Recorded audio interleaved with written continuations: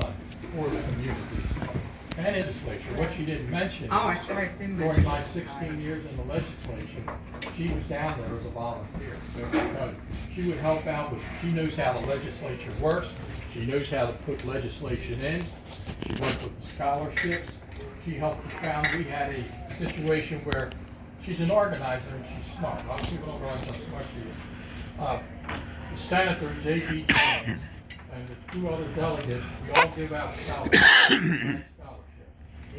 We were the first group in the state where she put together, the senator and the 3 delegates all gave their scholarships out together so that they could give more money out to the community, spread it out. And she created the Scholarship Family Day at the community college where the parents and the grandparents of the kids that received the scholarships could come over there. We give them a large buffet of chips and Coke. And they could take photographs with us with citations. And 500 parents used to show up. Come over there, and she created that idea. So she's smart, she creates things. She married you. Huh? And she married you. Yeah, and you know who she was dating when she married me? John Kemp, the president and owner of Royal Farms. So she got me, and she could have been the queen of Royal Farms. Very interesting. But yeah, this fundraiser, we do need to raise $50,000. She's a little timid about. She has really. We need all you people are wonderful people. You are the kind of people we know, except for you. But, she literally has potentially hundreds of volunteers on our list of people that love her. They like me, they love her. I don't know. But she doesn't have that much time. The election, a lot of people don't know this. The election begins on June the 6th. It's coming up, it's 5 months away, where we're going to decide the whole future of the state of Maryland. So she has to get out and work. She's going to knock on doors. We're going to start sign waving this week. If anybody wants to wave signs in 25-degree weather, we welcome you to join us. But here are the signs. This is the big sign. It's the little sign. If you live in Dundalk or Middle River, if you have any sign locations, we want those locations. We have to put up 500 signs, and we have some people that are willing to go out, volunteers, and put them up. We need sign locations. She has to flood that district with signs, and I'll tell you why. That is a sign voting district. It's a contiguous district. My old 7th district used to run from Middle River to Jarrettsville. I had to buy a horse to go around the district. The Dundalk district is contiguous. It's a big community, and they love signs. So she's got to compete with the signs. She's got to be the #1 sign person. Number 2, she's a woman. And the voters of that district need to know through those signs that that's a woman running. Elect their first woman. And number 3, in that district, I ran there, even though that wasn't my district. I ran against Dutch Rupersberger, and I beat him 2-1 in that district. I ran against Al Redmond, I beat him 3-1 in that district. So the McDonough name down there is, apparently those people don't know me. So she's got the McDonough name, she's a woman, she's an Energizer bunny, she'll be knocking on doors, intimidating people. So she has a shot. Nothing is a given in politics. You might have some benefits, but nothing is given. So she needs to use all the power, all the help of all the friends she has to please help her. Because you'll be helping something that will be a benefit to you once she gets in there. And you heard what she's all about. Now, I just want to elaborate a little bit. She didn't get a chance to mention one. Project Exile is a federal program that's been around a while. And this would be the most revolutionary change in Maryland law and crime that ever existed. If we can get the state of Maryland, and we may not get it because of all those pro-criminal politicians in Annapolis, we may not get it for the state. We might be able to get it for Baltimore County.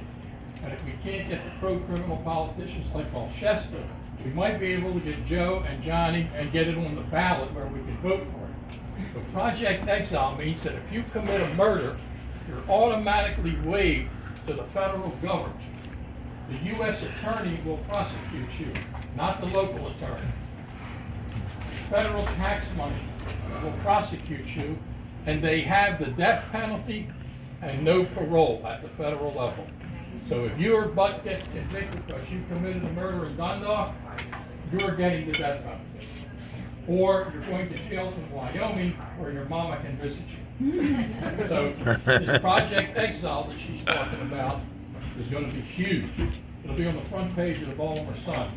Valerie's a racist and a bad girl, and this is a terrible law. The other thing she was talking about, the advocate. In New York City, the most popular politician is called the consumer advocate. He or she is elected every 4 years in New York City, more popular than any mayor. And that person advocates only for consumers and citizens. And he's like an attorney and an accountant and has the power to investigate and subpoena politicians. She's talking about an education advocate. The greatest problem we have with education besides CRT and bullying and violence is that they don't respond. Remember she said about Dr. Williams? His face has to be put on a milk cart. We don't know where the hell he is. You know, the school board. The education advocate is elected every 4 years in Baltimore County. It's not a Republican or a Democrat. The law will say that they are the advocate for the children and the parents only. They advocate against the school board and the system. They have subpoena powers, they have investigative power, and it's in the law. So if Mary Taylor and the other organizations want information from Williams, and now he doesn't give it to them, the advocate will subpoena that information. These are two laws that are revolutionary and the two most important issues facing American citizens and Maryland citizens: crime, murder, and education. So she's got her finger on the pulse of what she's going to do. They're both great for the people. Finally, just want to say a couple of things about 22. 22 is going to be a great year. The Gallup poll and other polls have said that if the election were held today, the Republicans would win 55 seats in the House of Representatives.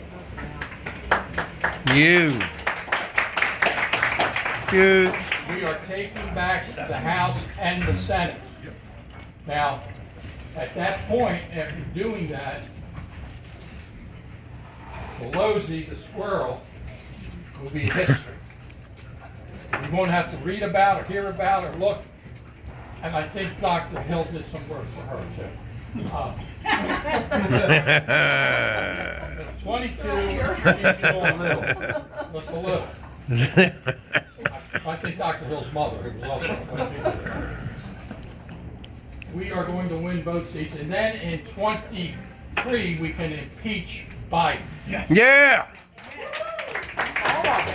And we are already talking about it. There have been bills introduced by the House of Congress.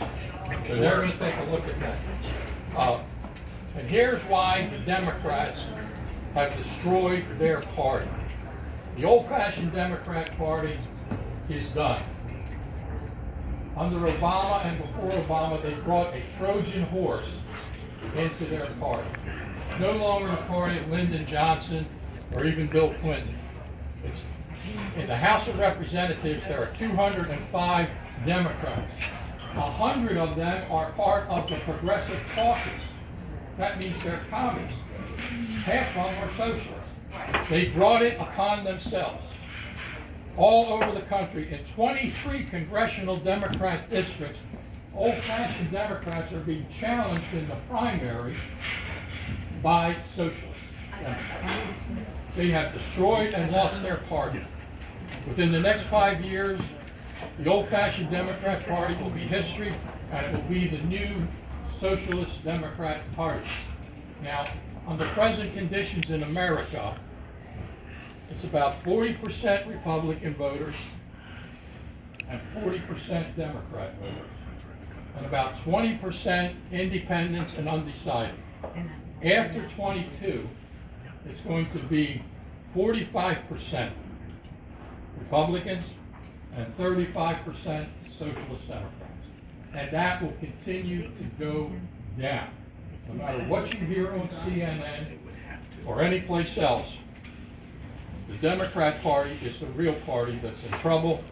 The Republican Party is united. 92% support President Trump as their leader. There is no disunity. Larry Hogan and people like him are minority misfits in the party, and the party became only. So we are united. They have destroyed their party. So the future beyond 22 looks really good. I'll give you a classic example. New York State. Governor Cuomo was governor of New York for 12 years. Whether you like him or you don't, during those 12 years, he built the greatest Democrat political machine in the country for the state of New York.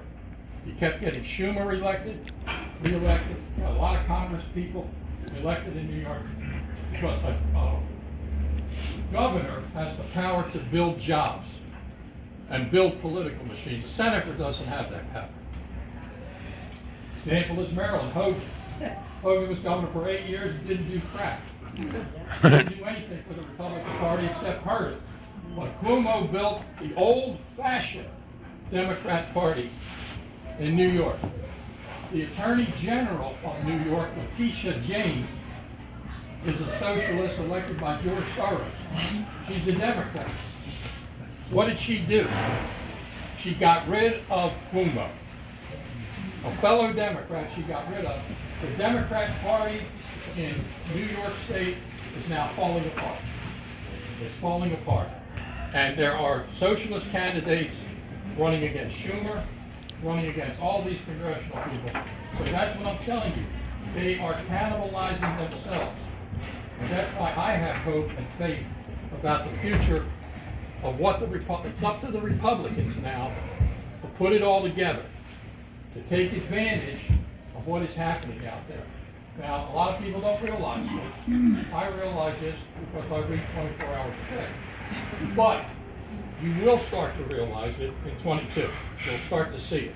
You'll start to read about it. So I'm very optimistic about our future and what's going to happen.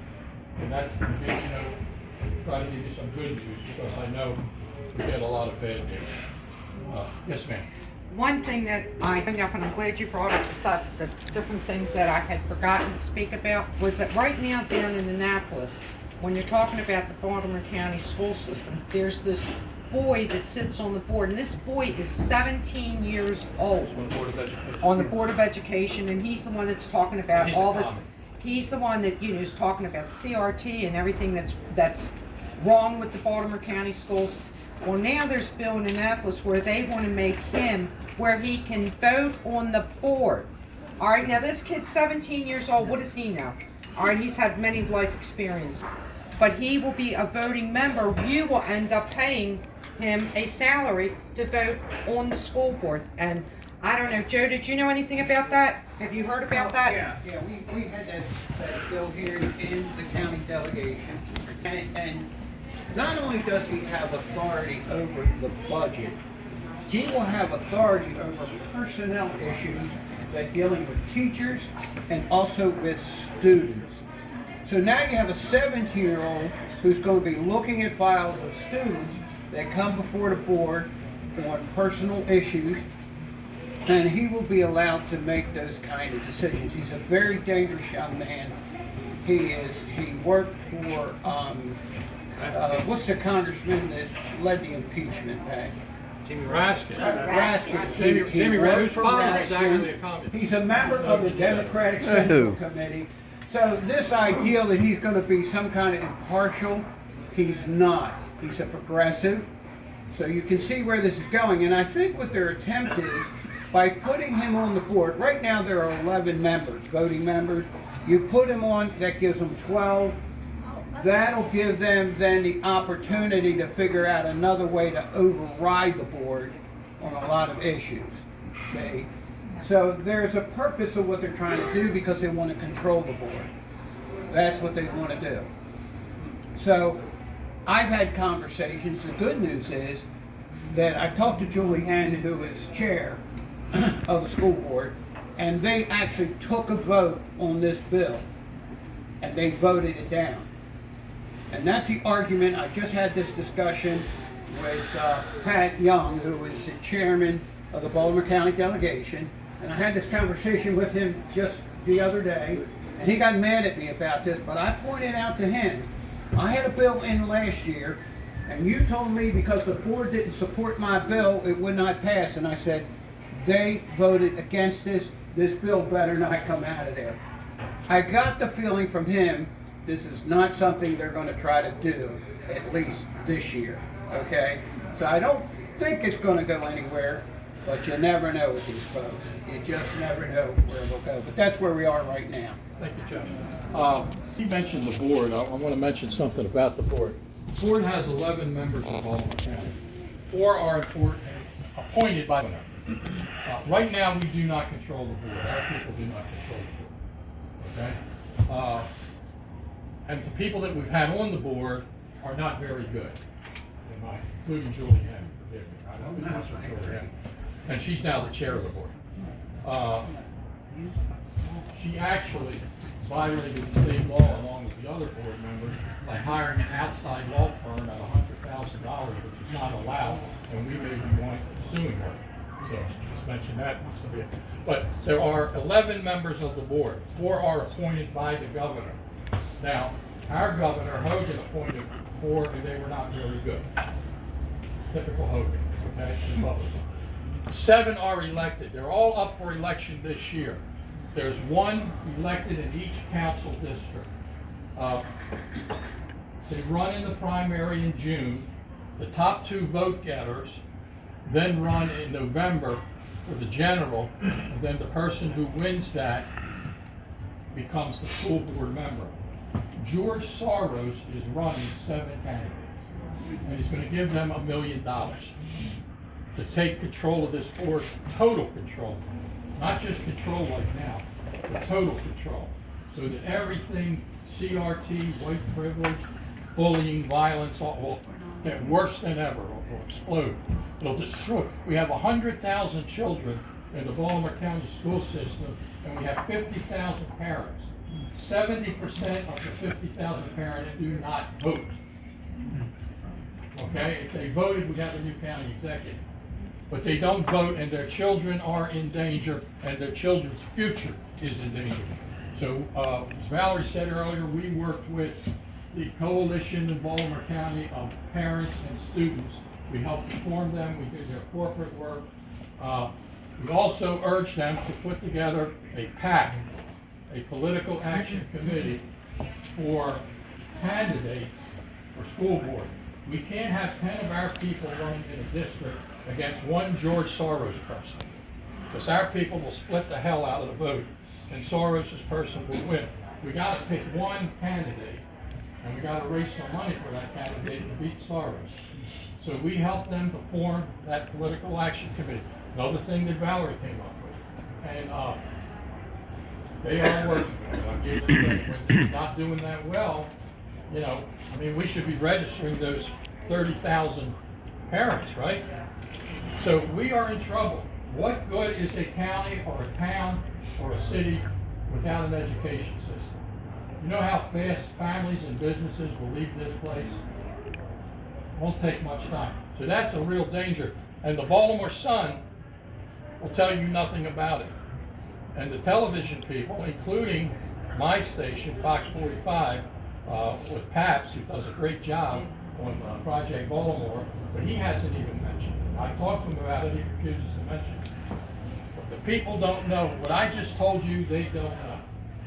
They're not aware of what the danger of the future is. We may have 100,000 children under an education system that is basically socialist, that we won't be able to, unless we get Valerie's advocate position passed, which makes that even more important for the future, right? To have that advocate position. That's why electing her is important.